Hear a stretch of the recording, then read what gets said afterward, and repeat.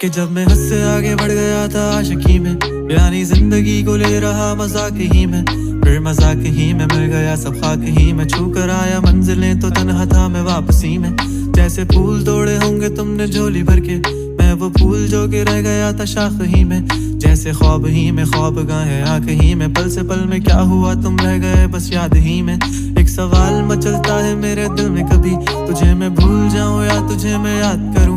तुझी को सोच के लिखता हूँ जो भी लिखता हूँ, अब लिख रहा हूँ तो फिर क्यों ना एक सवाल करूं। मैं इस सवाल से गम को बदल दूं खुशियों में, पर इन बेजान सी खुशियों से क्या कमाल करूं।